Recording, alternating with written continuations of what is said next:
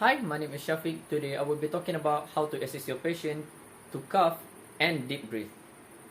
The exercise that we'll be assisting the patient with is best described as a cycle, which consists of 5 steps. Number 1, breathing control. Number 2, 5 thoracic expansion. Number 3, another breathing control. Number 4, another 5 thoracic expansion. And the last one is forced aspiration. And I will be explaining all of them in this video. Please keep in mind that for each of these exercises that will be mentioned in the video, the patient needs to be as upright as possible, or at least in the semi-fowler's position. And now I will be demonstrating on how to do breathing control. So for breathing control, the patient will be asked for his hand to be put on his stomach to feel the movement of the abdomen. And he will be asked to breathe in through the nose as deeply as possible and exhale slowly through the mouth. So it would look something like this.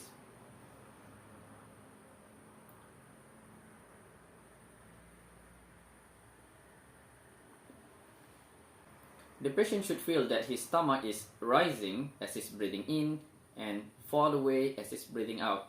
This indicates that the diaphragm is moving up and down. Continue this exercise for 30 seconds. And now we are going to do thoracic expansion. So for thoracic expansion, the patient will be asked to put both of his hands on both of his ribcage. And now he's going to be asked to inhale deeply through the nose and hold it for 3 seconds and then exhale completely through the mouth. So it would look something like this.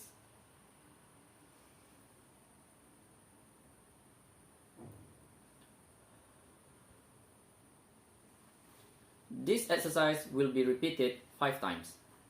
And the last one is forced aspiration. This exercise helps to clear out mucus from your lungs.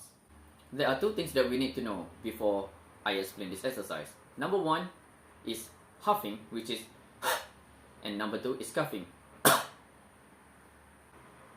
So for this exercise, the patient will be given a pillow to put over the surgical area. And then the patient will be instructed to perform 5 huff followed by 2 supported cough.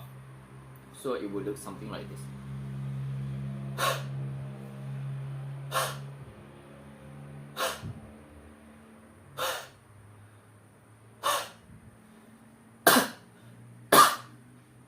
And that was the whole exercise. So when do we need to do this exercise? This exercise is done before a surgery, after, which means as soon as the patient becomes conscious, and the patient will be asked to do this exercise repeatedly every hour of the day. This exercise is important to prevent any lung complications because it trains your lung muscles. These complications includes pneumonia, lung collapse, a reduced lung volume, a weakened ability to cough, and a reduced ability to clear out mucus from your lungs. And that is all from me for now. Thank you very much for listening.